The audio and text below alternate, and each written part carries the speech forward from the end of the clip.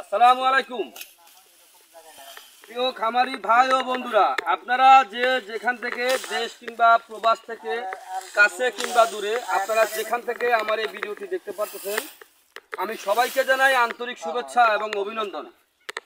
আজকে একটি ঘাসের জমিতে এসেছি ঘাসের কাটিং কাটার জন্য, মানে কাটিংয়ের জন্য ঘাস কাটার। এই যে দেখতে পাচ্ছেন এখানে যে ঘাসগুলো কাটা হচ্ছে, এই ঘাসটার নাম হচ্ছে ইন্দোনেশিয়ান স্মার্ট নেপিয়ার ঘাস। এই ঘাসটা যদি আপনি জমি চাষ করে একবার রোপণ করেন, একবার রোপণ করলে কমপক্ষে 5 থেকে 6 বছর পর্যন্ত আপনি খাওয়াতে পারবেন। এই যে শুকনো যে পাতাগুলি দেখতে পাচ্ছেন, এই শুকনো পাতাটা গরু কিন্তু সম্পূর্ণরূপে খাবে।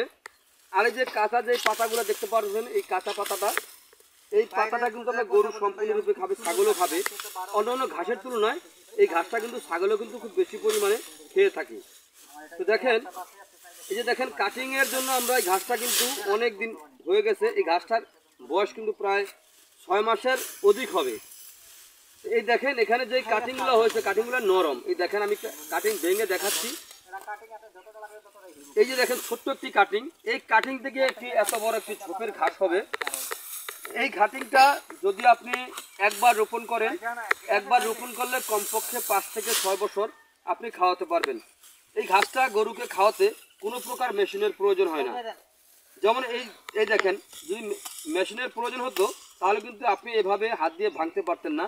এটা কিন্তু গরু খুব সুন্দর করে চিবিয়ে কিন্তু এই ঘাসটা খেতে পারে। এই ঘাসটা, এই যে আমরা যে জমিতে দাঁড়িয়ে আছি, এই জমিটা কিন্তু একটু নিচু জমি।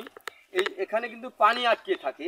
এই কারণে আমরা কিন্তু এখানে একটা বেড তৈরি করেছি। দেখেন, এই যে আমি এখানে যে দেখেন আমার 1 হাঁটু পরিমাণ মাটি তুলে তারপরে এখানে বেড তৈরি করেছি। বেড তৈরি করে রোপণ করেছি যে এই কারণে যে এখানে আপনার পানি যেমন ঘাসের গোড়া থেকে হয়তো 4-6 আঙ্গুল নিচে থাকে, তো তাহলে কিন্তু ঘাসটা কোনো প্রকার নষ্ট হবে না। অথবা যদি এরকম জমি থাকে আপনাদের জোয়ারের পানি উঠতেছে, আবার জোয়ারের পানি উঠতেছে, আবার যদি চলে যায় আস্তে আস্তে, যদি পানিটা চলে যায় তাহলে কিন্তু এই ঘাস নষ্ট হয় না। তো এ কারণে কিন্তু আপনারা একটু উঁচু স্থানে এই ঘাসটা কিন্তু রোপণ করবেন। এই ঘাসটা কিন্তু খুবই ভালো। এই ঘাসটাতে আপনার ভিটামিন ও প্রোটিন দুটোটাই রয়েছে। তো এ কারণে এই ঘাস খাওয়ালে আপনার দানাদার খাদ্যের চাহিদাও অনেকটাই কমে যায়, অথবা দুধ ও মাংস বৃদ্ধি হয়ে থাকে। এটা হচ্ছে ইন্দোনেশিয়ান স্মার্ট নেপিয়ার হাইব্রিড ঘাস। এই ঘাসটা বর্তমানে বাংলাদেশের সেরা ঘাস হিসেবে পরিচিত।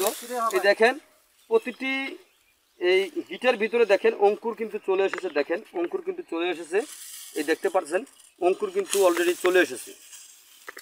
তো এরকম ঘাস যদি আপনারা রোপণ করতে চান, পরিপক্ক কাটিং যদি সংগ্রহ করতে চান, তাহলে আমার স্ক্রিনে দেওয়া নাম্বারে যোগাযোগ করবেন। তো আপনারা যে যেখান থেকে আমার এই ভিডিওটি দেখতে পারতেছেন, তো আপনারা সকলে ভালো থাকবেন, সুস্থ থাকবেন। আল্লাহ হাফেজ।